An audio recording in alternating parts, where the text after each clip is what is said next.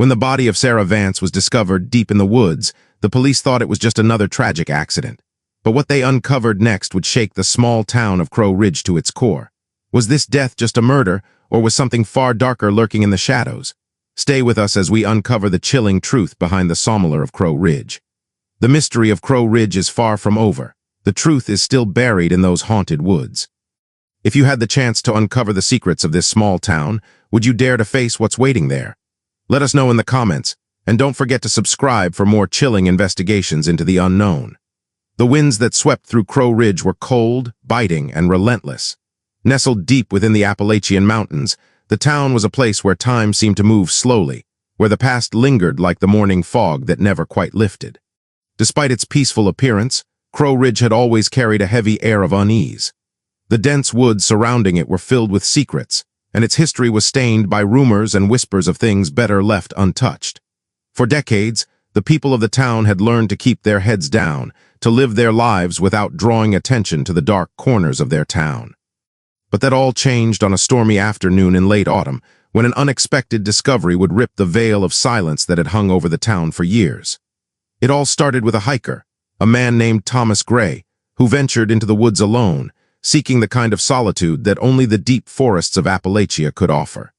He had no intention of finding anything unusual that day. Like many of the locals, he had heard the stories about the Sawmiller and the strange happenings around Crow Ridge, but he had always dismissed them as nothing more than tall tales. After all, what could a quiet little town like this really be hiding? But when Thomas wandered off the beaten path, the air around him began to feel heavier, more oppressive. The once familiar chirps of birds and rustling of leaves were gone, replaced by an eerie silence. It felt as though the forest itself was holding its breath, waiting for something to happen. Then he saw it. Hidden among the thick trees, just past an old, dilapidated fence that no one had bothered to fix in years, lay a clearing. And in the middle of that clearing, half buried in the mud, was a body. The discovery was as horrifying as it was inexplicable. Thomas froze, unable to fully comprehend what he was seeing. The body, a woman, was twisted in unnatural angles, her limbs contorted in a way that suggested she had struggled before her death. Her face, pale and frozen, was a mask of fear, her eyes wide open as if she had been staring into something unspeakable. There were no obvious signs of violent injury, no blood, no signs of a struggle except for the way her body had been placed in the mud. It was as though she had been left there, abandoned. Panic set in as Thomas realized the woman was dead, and yet there was something unnerving about the way her body had been arranged. Something didn't add up. His heart raced as he pulled out his phone, trembling, and dialed the authorities. Within minutes, law enforcement was on the scene, their arrival stirring the once silent woods into an uncomfortable flurry of activity. The woman's body was carefully removed from the ground and taken for examination, though the questions surrounding her death only multiplied.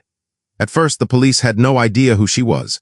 The woman's identification had been stripped away, and there were no immediate clues as to how she had ended up there, deep in the forest, far from any sign of civilization. Her clothes, a plain hoodie and jeans, were standard, and she carried no purse or phone, nothing to suggest who she was or where she had come from. The body was unremarkable in many ways, yet the fear etched on her face spoke volumes. Local authorities launched a full investigation, but there were no immediate leads. The case was as baffling as it was unsettling. Who was this woman, and why was she left to die in the woods? Had she been a victim of a random murder, or was something darker at play? What Thomas had stumbled upon was just the beginning of a mystery that would unravel the very fabric of Crow Ridge.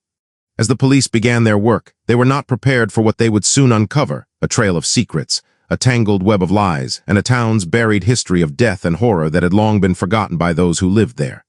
The investigation into the woman's death seemed straightforward at first. Detective Laura Jennings, a seasoned investigator, was put in charge of the case. She quickly noted the lack of physical injuries on the body and ordered a thorough autopsy. The coroner's report offered little new information, stating only that the cause of death could not be determined. There were no signs of trauma or poisoning, and no apparent wounds or marks on the body, save for the strange positioning. It was as if she had been left in the clearing to die, but who had done it and why? Detective Jennings knew that this wasn't a random crime.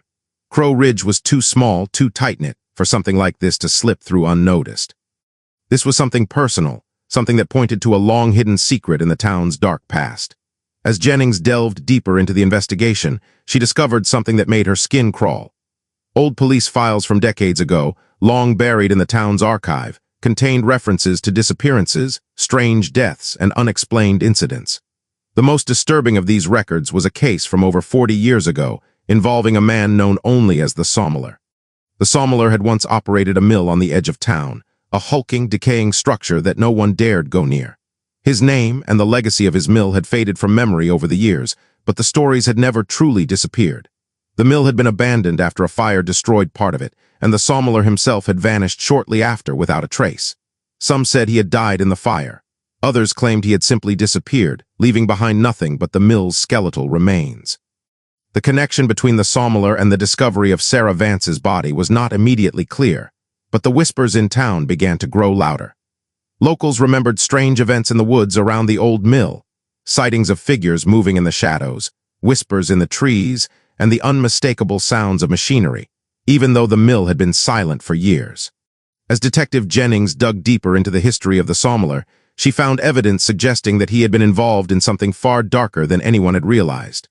Old townsfolk who had worked for him at the mill spoke in hushed tones about strange rituals and odd behavior, rumors of a man obsessed with the occult and strange practices that bordered on madness. But there was more. A journal found in the ruins of the mill contained cryptic entries detailing a series of events that seemed to foreshadow a dark and twisted fate for anyone who came into contact with the Sawmiller. One of the entries was particularly chilling. The saw sings when the blood is right. What this meant, no one knew for sure, but the phrase seemed to echo in the back of Detective Jennings' mind as she considered the possibility that the mill and the Sawmiller were not as abandoned as the town had led everyone to believe. And as the investigation continued, one question loomed large in her mind. Could the Sawmiller's legacy still be haunting Crow Ridge, reaching out from beyond the grave, and was Sara Vance's death somehow connected to the dark secrets of the past? Could the Sawmiller's legacy still be haunting Crow Ridge, reaching out from beyond the grave, and was Sara Vance's death somehow connected to the dark secrets of the past? Detective Laura Jennings couldn't shake the chilling thought that there was something far more sinister at play. Theories about the Sawmiller had long been dismissed by the town as nothing more than old ghost stories, the kind whispered around campfires. Yet as she dug deeper into the case, every piece of evidence seemed to draw a direct line back to the forgotten mill and the man who had once lived there. Crow Ridge, once a peaceful haven for people who sought refuge in its isolation, had now become a place where shadows lingered and the past refused to stay buried. There was something about Sara Vance's untimely death that felt deliberate, as though she had been led to that spot in the woods, drawn by something that had been lying dormant for decades. The more Jennings learned about the town, the more she realized how tightly it was bound to the Sawmiller's legacy. The mill had been abandoned for years, its heavy machinery rusted beyond use, yet the memories of the people who had lived and worked around it remained fresh, like wounds that had never healed. Sara's body had been found in the exact same area where the Sawmiller had lived out his final days, and the location seemed far too specific to be a mere coincidence. The local townsfolk who had witnessed strange occurrences around the mill were now speaking out, their voices trembling as they described sightings of a figure wandering near the ruins at night, a tall man with a crooked gait, cloaked in shadows. They had long since stopped discussing the Sawmiller openly, but there was a noticeable unease in their eyes when his name came up. Laura Jennings began visiting the old mill herself, hoping to glean some insight into what might have driven Sara to that remote clearing. The place was even more unsettling than she had imagined. The mill stood at the edge of a thick, dark forest, its decaying wooden structure looming like a forgotten tombstone. The air around it felt heavy, as if it absorbed the despair of all who had ever been near it. She could sense that something had happened here, something that had left its mark on the land itself. In the distance, the hum of traffic and the bustle of modern life felt like a distant memory. It was as though the mill existed in its own time, untouched by the world around it. Laura knew she couldn't escape the feeling that the past had bled into the present, and something, or someone, was trying to make sure it was never forgotten. As she stood in the clearing where Sara's body had been found, Jennings felt a chill creep up her spine. The ground was soft with wet soil, and the distant trees seemed to close in on her, casting long, foreboding shadows. The wind, once still, picked up suddenly, carrying with it the faint sound of a rusted saw blade scraping against wood. The noise was unmistakable, and yet there was no one in sight. She glanced around, her heart pounding in her chest. The mill, long abandoned, had no reason to make such a sound, and yet it persisted, low and guttural, as if the place itself was calling to her. She shook off the sensation, but it was clear that whatever had happened to Sara Vance was inextricably linked to this haunted place. Back at the police station, the investigation into Sara's death grew more complex. Detective Jennings ordered a forensic re-examination of the body, hoping that new technology could reveal something that had been missed in the initial autopsy. The results came back within a week, and they offered little clarity. There were no traces of drugs, no evidence of poisoning, and the woman's cause of death remained undetermined. However, there was one strange detail. The coroner noted an unusual substance found in Sara's mouth, a thin, powdery residue that did not match any known drugs or poisons. The substance was so odd that it had to be sent for further testing. It was only when the results returned that a chilling possibility emerged. The powder was an unidentifiable mixture, though it bore an uncanny resemblance to a substance used in ritualistic practices, something not often seen outside of fringe cults and ancient occult traditions. The discovery was both perplexing and disturbing. Was Sara's death the result of some kind of ritual gone wrong? And if so, who had performed it? What had led Sara Vance to engage with such dangerous forces, if indeed that was the case? The more Jennings uncovered, the more she realized how little she actually knew about the town she had called home for so many years. She visited the town's library, hoping to find old records that might shed light on the mysterious events surrounding the Sawmiller's mill. The librarian, a quiet woman named Ruth, eyed her cautiously when she asked about the mill's history. Ruth had lived in Crow Ridge her whole life, but she was hesitant to talk about the past. "Some things are better left forgotten," she said, her voice barely a whisper. "The Sawmiller wasn't a man you wanted to know, and some of the things that happened back then, they're better off buried." But Laura wasn't deterred. She had heard the rumors, and she knew that the town's reluctance to speak about its past only made it more likely that the truth was buried somewhere beneath the surface, waiting to be discovered. Ruth reluctantly pointed Laura to an old newspaper clipping from the 1970s, which described a fire that had ravaged the Sawmiller's mill. The fire had been devastating, destroying much of the building and leaving only a gutted skeleton of what had once been a thriving operation.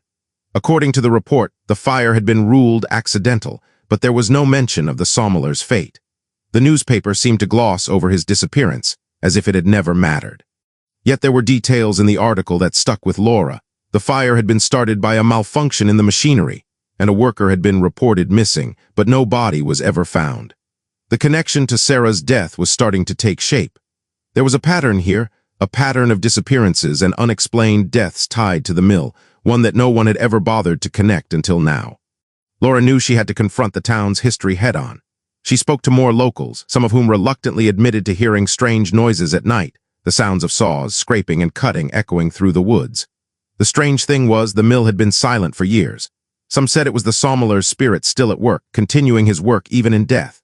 Others spoke of something more tangible, a figure that had been seen near the mill, a tall man dressed in ragged clothes, a shadow in the darkness. Was it possible that someone had returned to the mill, continuing the Sawmiller's grisly work? Or was it merely the restless spirit of the man who had once lived there? Every lead she followed, every witness she spoke to only deepened the mystery.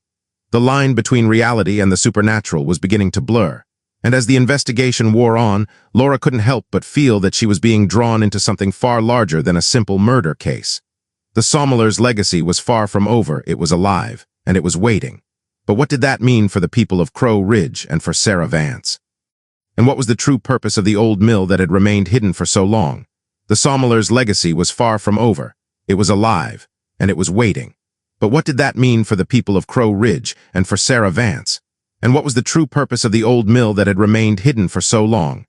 Detective Laura Jennings couldn't escape the nagging feeling that she was on the brink of uncovering something far darker than a simple cold case. The more she learned about the history of the mill and the strange occurrences that had plagued the town, the more she felt the weight of a heavy, unspoken truth pressing in on her. Sara Vance, it seemed, had stumbled upon something that the town had worked so hard to forget, and now it had claimed her life. What had she discovered that had led her into the woods that night? What had drawn her to the mill, and what had she witnessed before her death? Laura's next step was to delve into Sara's life. Her family, her friends, her acquaintances, someone had to know why she had been in Crow Ridge and what she had been looking for. But once again, the investigation turned up unsettling results. Sara's background was as ordinary as it was tragic. She had been a young journalist from a nearby city, visiting Crow Ridge on assignment. The official story was that she had been researching local legends for an article, a story about haunted places in rural America. Her interest had been piqued by the town's strange history, particularly the mill, and her desire to write a piece about the Sawmiller and the mysterious disappearances that had surrounded the mill for decades. It was a subject she had written about before, but this time, something had drawn her to the edge of Crow Ridge, to the heart of the mystery. Her colleagues described her as a passionate, driven reporter who had always been fascinated by dark, unexplained stories.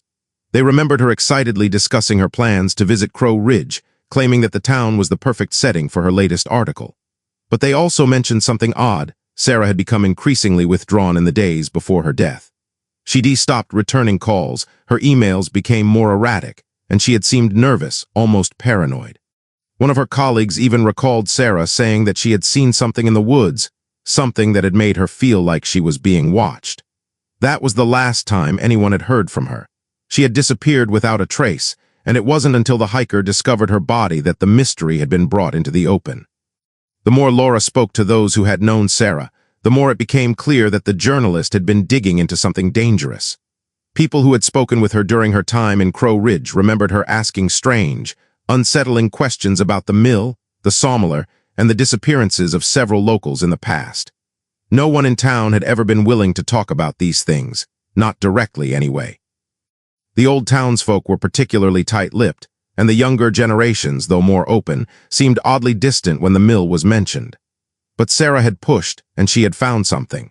It seemed she had been determined to uncover the truth, even if it meant risking her life. And perhaps in doing so, she had uncovered something that was never meant to be unearthed. Laura's investigation led her to the town's archives, where she discovered more damning records of the mill's past. Hidden beneath stacks of old papers, there were accounts of other unexplained deaths and disappearances, most of which had been quietly swept under the rug over the years. But the most disturbing file of all was one marked Sawmiller, Rituals and Practices. File was yellowed with age, its pages brittle, and the handwriting was barely legible in parts, but it contained descriptions of the mill owner's activities that were enough to make Laura's blood run cold. According to the documents, the Sawmiller had been involved in a series of ritualistic ceremonies, purportedly linked to ancient occult practices. The rituals, as described in the files, involved offerings to the forest spirits, something the Sawmiller believed inhabited the woods surrounding Crow Ridge. These practices were said to have been carried out in secret, far from the eyes of the town, but whispers of them had circulated for years. The strange deaths and disappearances that followed the fire were no coincidence, it seemed. They were the results of these dark rituals, and they had continued, one after the other, feeding a cycle of fear and silence that had gripped the town. The more Laura read, the more she became convinced that Sara Vance had stumbled onto this very truth, and that somehow she had paid the price for it. The discovery of the strange powder in Sara's mouth began to make more sense. It wasn't just some random drug or poison. The powder was likely a part of the ritual itself, a substance used to induce a kind of trance or possession, to connect the individual to the dark forces that the Sawmiller had worshipped. The possibility that Sara had been lured into the woods and subjected to some sort of occult ceremony seemed increasingly likely. And yet, why had the Sawmiller, or someone connected to him, allowed her to die in such a public and gruesome way? Was it a warning to others who might come too close to the truth? Or was it simply the unfortunate fate of someone who had gotten too deep into a world that was never meant to be understood? As the investigation continued, Laura's sense of unease grew. Something was happening in Crow Ridge, something that had been building for decades, something that Sara had unknowingly uncovered. And with every step forward, Laura felt more like a pawn in a much larger game. The mill's decaying walls seemed to whisper to her, its broken windows staring out into the forest as if watching, waiting. At night, she could hear the faint sound of something scraping in the distance, like an old saw cutting through wood, a haunting reminder of the mill's dark past. But no one else seemed to hear it, or perhaps they were just too afraid to acknowledge it. Desperate for answers, Laura decided to return to the mill one last time, this time determined to search every inch of the abandoned building. She knew it was dangerous, but she couldn't shake the feeling that the answers she sought were hidden there, buried under years of dust and silence. As she stepped inside the decaying structure, the air was thick with the smell of rot and decay. The floorboards creaked underfoot, and the silence was deafening, as if the mill itself was holding its breath. The deeper she went into the mill's heart, the more she felt a presence, something watching her from the shadows. Her flashlight flickered, and the beam of light danced across old machinery, saw blades still rusted, wooden beams rotting under the weight of the years. It was there, amidst the crumbling walls and the remnants of a bygone era, that she found it, a journal buried beneath a pile of old logs. The journal was identical to the one Sara had left behind, and it held the key to understanding what had happened to her. But as Laura opened the pages, she realized that this was no ordinary journal. It was a record of the Sawmiller's final days, filled with cryptic entries, strange symbols, and unsettling diagrams. And at the very end, there was a message that sent a chill down Laura's spine. The saw will sing again, and the blood will flow. What had Sara uncovered, and what had the Sawmiller known that no one else did? The answers were buried in the mill's dark history, and now Laura knew she had to face whatever it was that had been waiting all these years. The answers were buried in the mill's dark history, and now Laura knew she had to face whatever it was that had been waiting all these years. The journal she held in her hands seemed to pulse with an eerie presence, its yellowed pages speaking in a language beyond mere words. As she read the last entry, the saw will sing again and the blood will flow. The weight of its meaning settled in like a stone in her chest. It was clear now, the Sawmiller had believed in something far darker than mere superstition. He had been performing rituals, sacrifices perhaps, in order to appease something ancient and malevolent, something that still haunted the woods of Crow Ridge. But what had happened to him? Had he been consumed by his own dark practices? Or had something else, something far worse, been at work? Laura knew she had to understand the ritual described in the journal if she were to piece together what had happened to Sara Vance. The journal entries grew increasingly erratic as they neared the final pages, mentioning the singing saw and the awakening, cryptic phrases that hinted at a terrible culmination of whatever dark forces the Sawmiller had summoned. It was as though the man had become obsessed with the mill itself, viewing it as a gateway, a portal to another world. A world where the past never truly left, where those who had died lingered, twisted and bound to the land. The mill had become a sanctuary for these forces, a place where rituals and ceremonies had bound the people of Crow Ridge to its malevolent will. But what did it all mean? Was the mill still a place of power? Had Sara's death been part of a ritual to awaken the forces that had long been dormant? Laura shivered, her flashlight flickering once more, casting long shadows across the broken machinery. She needed answers, and she needed them quickly. The closer she came to unraveling the truth, the more she could sense the presence of someone else in the mill with her. She wasn't alone. As she moved through the debris-filled rooms, the sensation of being watched intensified. Her every step seemed to echo in the stillness, but in the back of her mind she could hear something else, faint whispers almost inaudible, but there nonetheless. She stopped dead in her tracks, listening intently. The whispers grew louder, clearer. They seemed to be coming from behind the old sawmill where the machinery had once roared to life. Hesitant but resolute, Laura made her way to the back of the building. The whispers had turned into a low, rhythmic hum, like the sound of a saw cutting through wood. The singing saw that had been mentioned in the journal. Laura's heart pounded in her chest as she reached the edge of the old saw pit, the place where the Sawmiller had once worked. The floorboards creaked under her weight, and she felt an inexplicable pull toward the center of the room, where a large, rusted saw blade lay half buried in a pile of old logs. She knelt down, running her fingers over the cold metal, her mind racing with questions. The blade was ancient, its edges worn and chipped, yet it felt strangely alive under her touch. As she brushed the dust away from its surface, she saw something that sent a chill down her spine. Faint markings etched into the metal, symbols that resembled those in the journal. They were too precise to be the work of random vandalism, too deliberate. Laura felt a sinking feeling in her stomach. These symbols were part of the ritual. They had been carved into the saw blade, perhaps in the final moments of the Sawmiller's life, as if he had believed the blade itself could channel the forces he sought to control. The rhythmic hum grew louder, and for a moment Laura thought she could hear it in the air, vibrating through the very walls of the mill. It was as though the machinery, though long dormant, was waking up. The mill was alive. She stood quickly, her breath coming in shallow gasps as the temperature in the room seemed to plummet. The air was thick with an unnatural cold, and the faint sound of scraping metal seemed to come from all directions. Laura felt her skin prickle, and for a moment she could have sworn she saw a shadow flicker at the edge of her vision. She turned, but nothing was there. The hum persisted, growing louder, as if the very foundations of the mill were beginning to tremble. Was it the Sawmiller's ghost, or something far worse? Laura had no answers, only an overwhelming sense of urgency.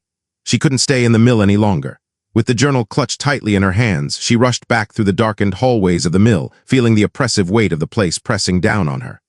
The whispering grew louder, almost deafening, and she felt as though the very walls were closing in around her. It was as if the mill itself was alive, aware of her presence, and determined to keep its secrets hidden. She made it out into the open air, gasping for breath, the oppressive weight lifting slightly with every step away from the cursed building. She glanced back at the mill, its silhouette dark against the fading light of the evening sky. Was she being followed? Or was it just the lingering fear of what she had experienced inside? Laura knew she couldn't face this alone. She needed help, someone who could help her understand what was happening in Crow Ridge, someone who could provide a rational explanation for the events unfolding around her. She turned to the town's archives once again, hoping that more answers could be found in the dusty old records of Crow Ridge's past. What she found, however, only deepened the mystery. Another file had been hidden in plain sight, tucked away beneath piles of other mundane documents. The file was labeled simply Crow Ridge Disappearances, a list of names, dates, and brief notes. As she flipped through the pages, her eyes stopped on one particular name, Arthur Becker, a man who had been reported missing in the 1970s, around the time of the fire that destroyed the mill. Laura's pulse quickened as she read the notes. Becker had been a local resident, a mill worker who had been last seen leaving the mill on the night the fire broke out. According to the report, his body had never been found, though a witness claimed to have seen him near the mill shortly after the fire, covered in soot and blood, muttering something about the saw singing and the awakening. Laura's blood ran cold as she put the file down. Was Arthur Becker the last victim of the Sawmiller? Had he been involved in the ritual before his disappearance? Had he somehow survived the fire, only to be consumed by whatever dark forces had taken hold of the mill? And if so, had Sara Vance been the next victim? The pieces of the puzzle were slowly falling into place, but with every answer came more questions. The truth behind Sara Vance's death, the Sawmiller's disappearance, and the long-buried rituals of Crow Ridge was slipping through her fingers, just out of reach. What had the Sawmiller truly unleashed, and could anyone escape its grip once they had been touched by the mill's darkness? It seemed like the mill itself was calling her back, and the truth, however horrific, was waiting to be discovered. But at what cost? Would uncovering the full story mean sacrificing more lives, or was there still a chance to stop the awakening before it was too late? Would uncovering the full story mean sacrificing more lives, or was there still a chance to stop the awakening before it was too late? Laura's thoughts raced as she drove back to her small office at the police station, the journal still clutched tightly in her hands. The weight of the mystery, of the darkness that had gripped Crow Ridge for decades, was starting to feel unbearable. Every answer she uncovered seemed to unravel the very fabric of reality around her. The more she learned about the mill and the Sawmiller, the more she realized that what she had thought were mere ghost stories were in fact grounded in a horrifying truth, a truth that had been buried under layers of fear, silence, and time. The town's past, full of disappearances and unexplained deaths, was not the result of simple coincidence or tragedy. It was the outcome of something far more sinister, something that had been feeding on the town for generations, waiting for the right moment to reawaken. Laura knew she couldn't face this alone anymore. She had tried to reach out to the local authorities, but the further she pushed, the more resistance she encountered. The sheriff's office, once cooperative, was growing more guarded as the investigation advanced. It was as if they, too, were afraid of something, some long-forgotten truth that they didn't want to confront. The secrecy surrounding the town was suffocating. Every door she knocked on, every person she interviewed seemed to be hiding something. But there was one person who might know more, someone who had lived through the town's darkest days, Arthur Becker's daughter, Ellen Woods. Ellen had been a child when her father had disappeared, and she was one of the few remaining people in town who remembered the events surrounding the mill's fire and the strange occurrences that followed. Laura found Ellen in a small, run-down house on the edge of town, her face weary, eyes clouded with years of grief. When Laura explained her reasons for coming, Ellen's reaction was immediate, a sudden stillness, as if she had been waiting for this moment her entire life. She invited Laura inside without a word, and the two sat in silence for a long time before Ellen finally spoke.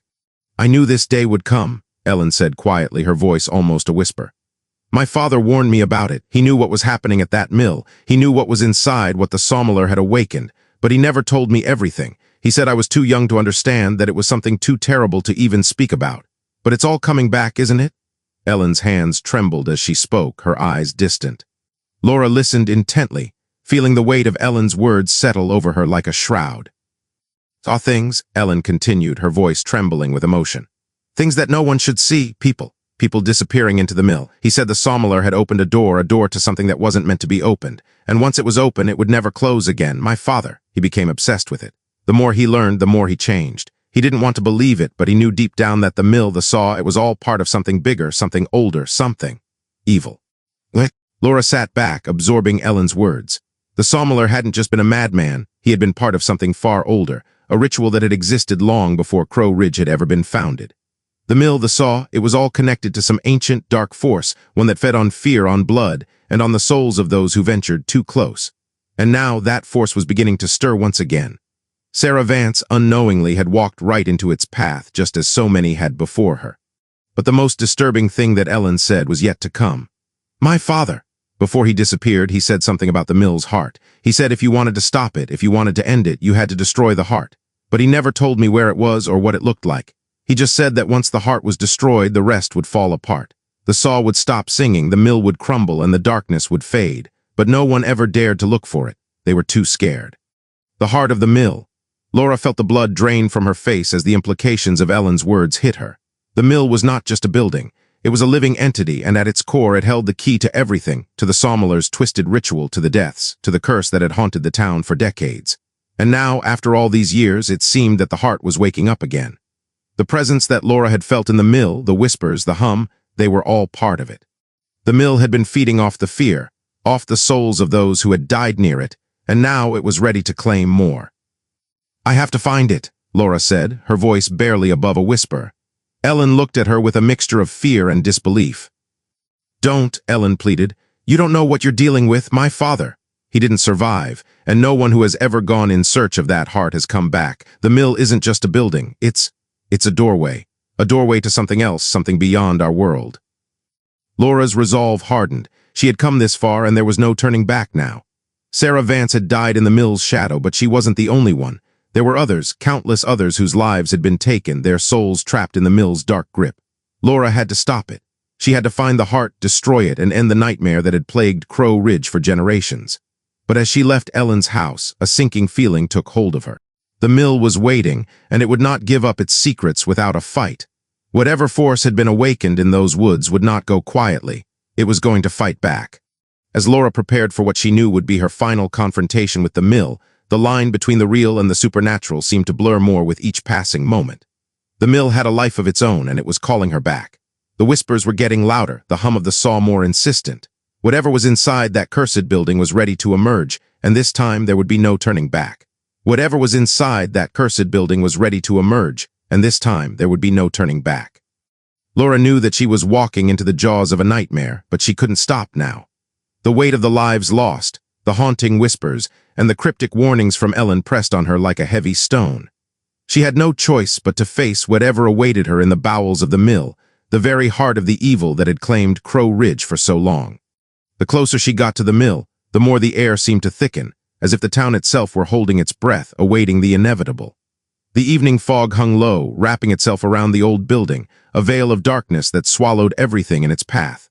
The mill loomed ahead, its skeletal frame towering against the dimming sky, casting long, twisted shadows that seemed to writhe and stretch across the earth. It was as though the place was alive, watching her, waiting. As she stepped closer, she could hear the faintest sound of the saw humming in the distance, just beneath the wind's howl, like a distant melody beckoning her forward. Her flashlight flickered erratically, casting long, jittery beams across the mill's decrepit exterior. She paused for a moment to steady her nerves. Everything within her screamed to turn back, to let this nightmare rest, to walk away and never look back. But the faces of Sara Vance, Arthur Becker, and countless others who had disappeared into the darkness filled her mind. They wouldn't rest until the truth was exposed. They wouldn't rest until the heart of this evil was destroyed. She could feel their presence urging her onward. There was no turning back. Laura took a deep breath and stepped through the rusted door, its hinges groaning in protest, as if the mill itself was unwilling to let her in. The inside of the mill was colder than she expected. The shadows here were deeper, heavier, and the air smelled of old blood, dust, and decay.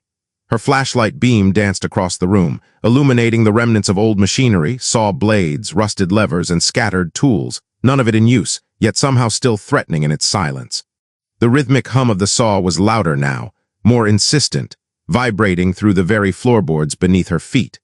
She felt as if the mill itself was alive, as if it were waking from a long, dreadful slumber, ready to claim her soul like it had claimed so many others. She followed the hum deeper into the heart of the mill. The sound led her to a narrow hallway, where the walls seemed to close in on her.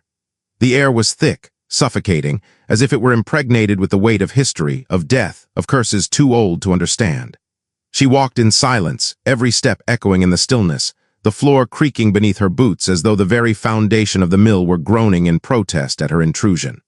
Then at the end of the hallway she saw it, a large iron door, old and weathered, standing half open as if waiting for her. Without hesitation, she pushed the door open, the rusted hinges screeching like nails on a chalkboard. Beyond the door was the heart of the mill, the room that had been hidden for so many years. The first thing that struck her was the sheer size of it. The walls were lined with shelves filled with dusty old books, jars of strange substances, and dark artifacts. But what really caught her attention was the large stone altar in the center of the room, stained dark with age and something else, something sinister. The air here was thick, almost electric, and the hum of the saw, now deafening, seemed to emanate from the very walls themselves. It was here in this room that the Sawmiller had performed his rituals.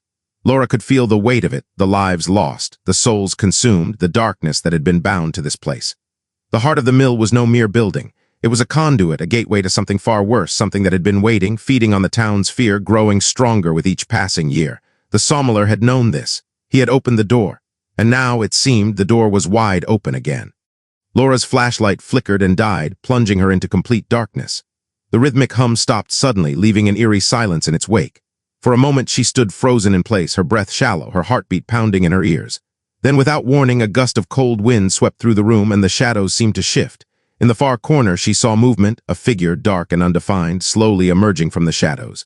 It was the Sawmiller, or rather his spirit, or perhaps something worse. The figure moved closer, its presence overwhelming, suffocating. And then, in a voice that was not quite human, it spoke. "You shouldn't have come," it whispered, its voice carrying a strange resonance like the hum of the saw blade itself.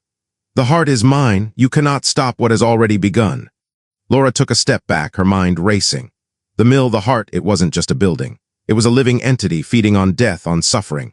And now it was awake. She had come too close and there was no turning back. The figure reached toward her, its outstretched hand unnaturally long, fingers bent at grotesque angles. Laura's breath caught in her throat, but she didn't move. This was it, the moment she had been preparing for. She knew what she had to do. With a final burst of resolve, Laura reached into her jacket and pulled out the journal, the Sawmiller's journal. She opened it to the final page, where she had seen the symbols, the incantations, the instructions for destroying the heart. Her hands shook as she began to read the words aloud, not knowing if it would work, not knowing if it was even possible. But there was no time to hesitate. As she spoke the last word, the mill groaned, the very walls trembling as if they were about to collapse. The figure shrieked, a sound that pierced the air like metal scraping against stone, and the room began to shift, to distort. The altar cracked and the saw's hum returned, louder than ever. Laura's eyes filled with terror as the mill seemed to collapse in on itself, the walls warping, the floor buckling beneath her feet. The darkness was suffocating, swallowing everything in its path. But then, just as suddenly as it had started, the chaos stopped. The room went silent. The presence was gone. Laura stood there, gasping for breath, her body trembling. The mill was still. The heart was destroyed, and the curse was lifted. But as she made her way out of the mill, the first rays of dawn began to break over Crow Ridge, and she couldn't shake the feeling that something still lingered in the air, an echo, a whisper, a presence just beyond her reach. Was the mill truly finished, or had it merely shifted, hiding, waiting for the next soul to stumble upon its path? The truth was, the darkness that had gripped Crow Ridge for so long had not been fully vanquished. It was merely dormant, waiting for someone else to awaken it. If you had the chance to uncover the secrets of a place like Crow Ridge, would you dare to uncover what lies beneath? Would you face the darkness head-on, knowing the cost? Let us know your thoughts in the comments, and don't forget to subscribe for more chilling investigations into the world's most unsettling mysteries. Would you ever dare to step into the unknown, knowing that some mysteries might never truly be solved?